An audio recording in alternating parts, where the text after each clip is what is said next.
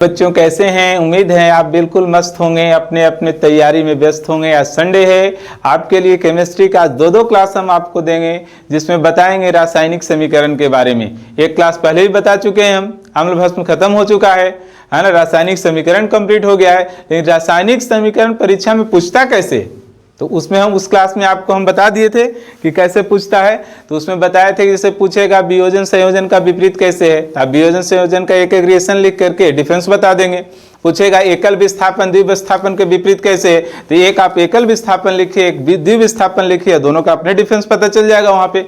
आज हम जो क्लास लेकर के आए हैं, ये सारे प्रश्न परीक्षा में पूछे गए हैं।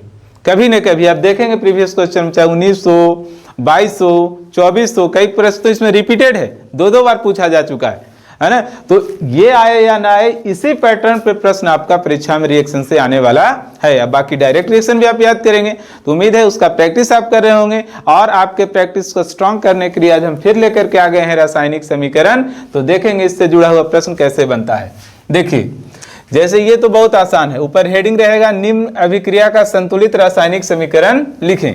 जैसे कहा जिंक का सिल्वर नाइट्रेट के साथ, है ना, तो जिंक का संकेत लिखिए आप। सिल्वर नाइट्रेट का फॉर्मूला AgNO3, फॉर्मूला आपको आना चाहिए। फिर देखो क्या बनेगा इसमें, तो जिंक नाइट्रेट बनाया तो Zn, और यहाँ ध्यान देना होगा चूंकि नाइट्रेट जिंक का वैलेंसी 2 होता है, तो यहाँ 2 लगाना होगा, और इधर आपका सिल्वर संतुलित नहीं है, नाइट्रेट डबल हो गया, तो 2 यहाँ कर दो और 2 यहाँ। इस तरह से अब संतुलित हो गया। और इसे देख करके एक आपको रिएक्शन का याद आ रहा होगा, याद आता है कि नहीं आता है ना। क्या था, सिंगल डिस्प्लेसमेंट एकल विस्थापन, जिसमें कम क्रियाशील धातु को अधिक क्रियाशील धातु जो है सो बाहर उठा देता था, बाहर फेंक देता था, है ना। याद आता है पहला चैप्टर, है ना, एकल विस्थापन अभिक्रिया, जिसमें क्या बोले थे कि कॉपर सल्फेट में जब हम लोग लोहा के टुकड़ा को डालते थे तो फेरस सल्फेट बनता था और कॉपर चला जाता था बाहर। यही तो है, ये जिंक आ रहा है सिल्वर नाइट्रेट के साथ, अब जिंक नाइट्रेट बन रहा है, सिल्वर जा रहा है बाहर। एकल विस्थापन रिएक्शन में आप इसका उदाहरण भी लिख सकते हैं। दूसरा देखिए आप, सोडियम का जल के साथ, है ना, Na+H2O, है ना। जब भी कोई धातु जो है, खास करके ये सोडियम, पोटेशियम, कैल्शियम अत्यंत क्रियाशील धातु है, जब भी जल से रिएक्शन करेगा तेजी से बनेगा धातु का हाइड्रोक्साइड। सोडियम करेगा सोडियम हाइड्रोक्साइड, पोटेशियम करेगा पोटेशियम हाइड्रोक्साइड, कैल्शियम करेगा कैल्शियम हाइड्रोक्साइड, और तेजी से निकलेगा हाइड्रोजन गैस, और आग भी लग सकता है। इसी कारण तो हम लोग इसको हवा पानी से बचा करके सोडियम पोटेशियम को कहाँ रखते हैं, केरोसिन में रखते हैं। यहाँ देखिए, है ना, तो सोडियम हाइड्रोक्साइड NaOH, और साथ में क्या निकल रहा है इधर, हाइड्रोजन गैस। संतुलित है नहीं है, तो देखो, है ना, ये H2O, हाइड्रोजन यहाँ 2 है, इधर 3 है, आप यहाँ 2 लगाइए, देखिए 4 हाइड्रोजन हो गया, है ना, 2 यहाँ और 2 यहाँ, आप 2 यहाँ लगा दीजिए, और सोडियम में 2 यहाँ। संतुलित, क्योंकि हेडिंग है कि संतुलित रासायनिक समीकरण लिखना है, और जब भी कोई रिएक्शन का आप उदाहरण लिखे संतुलित ही आपको लिखना पड़ेगा, असंतुलित वहाँ नहीं लिखना है, इस बात को ध्यान रखना है। फिर देखो तनु सल्फ्यूरिक अम्ल का जिंक के साथ, ये तो बहुत आसान पूछ दिया, है ना, Zn+H2SO4 सल्फ्यूरिक अम्ल है ये। और जब भी हम पढ़े हैं कि धातु की अभिक्रिया जब भी किसी अम्ल से कराएंगे तो लवण बनेगा और साथ में हाइड्रोजन गैस निकलेगा बाहर, है ना। जिंक सल्फेट बन रहा है, हाइड्रोजन गैस निकल रहा है बाहर। ये पढ़े हैं कि जब भी धातु की अभिक्रिया अम्ल से कराते हैं तो लवण बनता है और हाइड्रोजन गैस निकलता है बाहर, ये तो फिक्स है, ये मैच फिक्स है।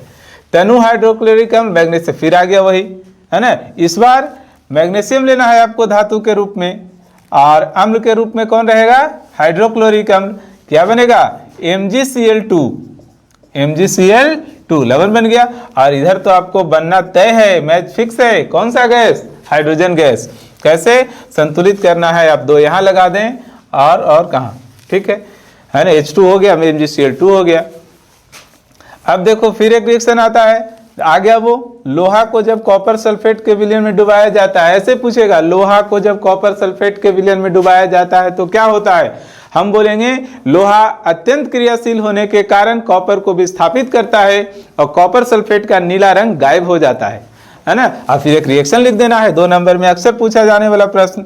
Fe है प्लस कॉपर सल्फेट CuSO4, क्या बनेगा, FeSO4, है ना, FeSO4, और बाहर कौन निकलेगा, कॉपर। एकल विस्थापन का भी उदाहरण है कैल्शियम हाइड्रोक्साइड का कार्बन डाइऑक्साइड के साथ, ये रिएक्शन भी अच्छा है। कैल्शियम हाइड्रोक्साइड है ना, कैसे लिखेंगे फॉर्मूला ऐसे ही, कैल्शियम हाइड्रोक्साइड किसके साथ, कार्बन डाइऑक्साइड के साथ, क्या बनेगा, calcium carbonate CaCO3, CO oxygen, दो यहां से, हाँ CO3, और साथ में इधर H2O है ना, H2O आ रहा है, दो यहां से हाइड्रोजन, वहां चला गया एक ऑक्सीजन, यहां पर दो ऑक्सीजन यहां और तीन ऑक्सीजन है यहाँ, संतुलित करना होगा इसको, और संतुलित करके दिखा देंगे इसमें कि जब भी है ना कैल्शियम हाइड्रोक्साइड का रिएक्शन कार्बन डाइऑक्साइड से होता है तो कैल्शियम कार्बोनेट बनता है और साथ में जल बनता है।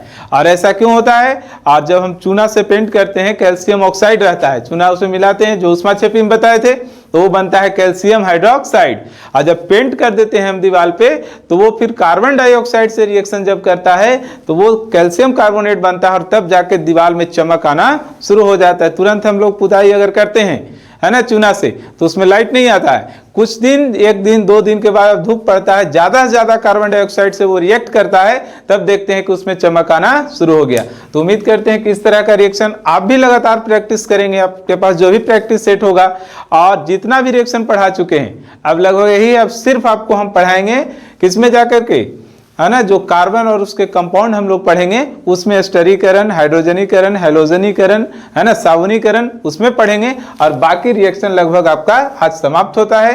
अगर क्लास अच्छा लगता है लाइक शेयर सब्सक्राइब करें। बहुत बहुत धन्यवाद।